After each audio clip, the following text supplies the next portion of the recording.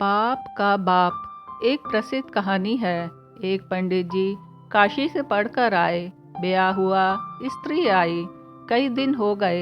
एक दिन स्त्री ने प्रश्न पूछ लिया कि पंडित जी महाराज, यह तो बताओ कि पाप का बाप कौन है।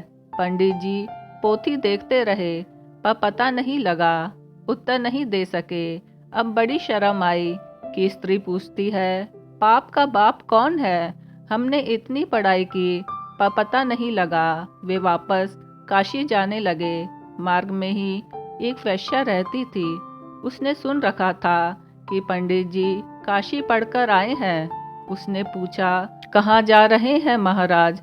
तो बोले, मैं काशी जा रहा हूँ।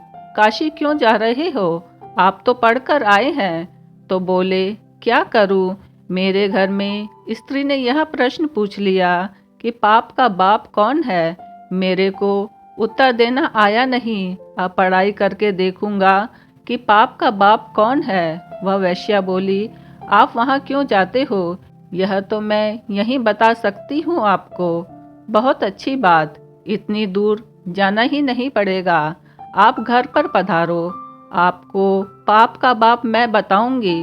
अमावस्या के एक दिन पहले पंडित जी महाराज को अपने घर बुलाया। 100 रुपया सामने भेंट दे दिए और कहा कि महाराज, आप मेरे यहाँ कल भोजन करो। पंडित जी ने कह दिया, क्या हर्ज है, कर लेंगे। पंडित जी के लिए रसोई बनाने का सब सामान तैयार कर दिया। अब पंडित जी महाराज पधार गए और रसोई बनाने लगे। तो वह बोली, देखो, पक्की रसोई तो आप पाते ही हो, कच्ची रसोई हर एक के हाथ की नहीं पाते। पक्की रसोई मैं बना दूं, आप पा लेना।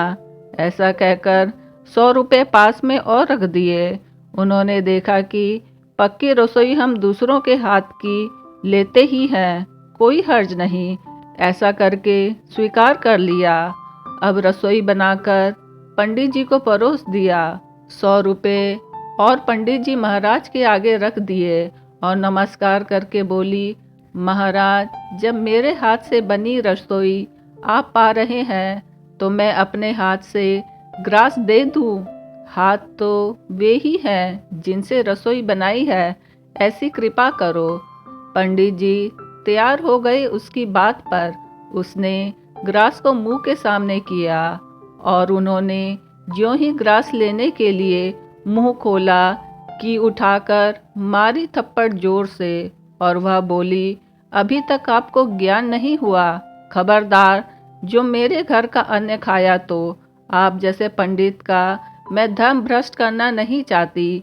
यह तो मैंने पाप का बाप कौन है इसका ज्ञान कराया है। रुपये ज्यों ज्यों आगे रखते गए, पंडित जी ढीले होते गए। इससे सिद्ध क्या हुआ, लोभ ही पाप का बाप हुआ।